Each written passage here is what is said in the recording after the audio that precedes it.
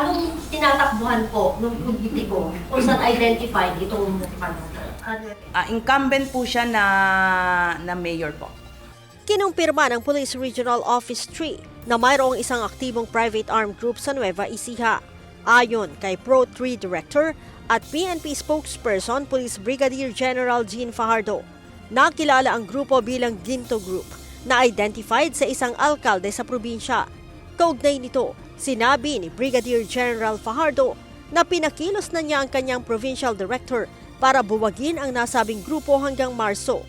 Yung isang active pugs po sa Region 3, particularly dyan po yan sa Nueva Ecija, ay matagal na po itong itinatrabaho. Nung pag-assume po natin as the regional director, ay yan po yung unang-una ko pong inuto sa ating field commanders, particularly the provincial directors, na we're giving him until March to really dismantle itong Ginto Group na matagal na po itong identify. So dapat hindi na po ito pinoproblema hanggang sa ngayon. Nauna nang naglabas ng ultimatum si PNP Chief Police General Romel Francisco Marbil para buwagin ang 3 active pugs at 5 potential pugs sa bansa para sa nalalapit na eleksyon.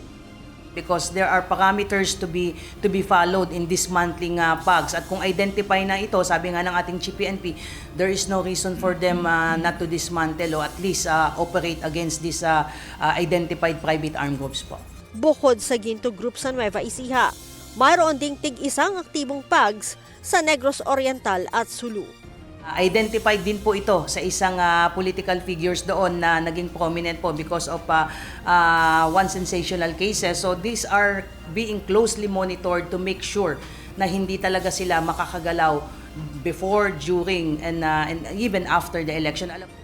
Sinabi pa ni Brigadier General Fajardo na bagamat walang namomonitor na paggalaw sa mga nasabing pugs, mahigpit pa rin itong isa sa ilalim sa surveillance at monitoring ng mga pulis. So hindi natin hahayaan na maghasig sila ng kaguluhan lalo't papalapit. In 3 weeks time, mag-i-start na po ang campaign period sa national level at ina-expect po natin na yung ating mga national candidates, particularly the senators and party list candidates, ay pupunta yan sa mga probinsya at kailangan nating maglatag ng maayos na seguridad at ang inaasahan natin na pagdating nga po ng February ay magsisimula na rin po yung local election and we are all aware na pagka-local ay mas mainit yan. So hindi natin hayaan na makagalaw itong mga private armed groups na ito. Ang ultimatum na ibinigay ni General Marbil para lansagin ang mga pugs sa bansa ay para sa pagkakaroon ng payapa at maayos na halalan sa Mayo. Leia Ilagan, UNTV, News and Rescue. Diyos ang aming sandigan, serbisyo publiko ang aming pinahahalagahan.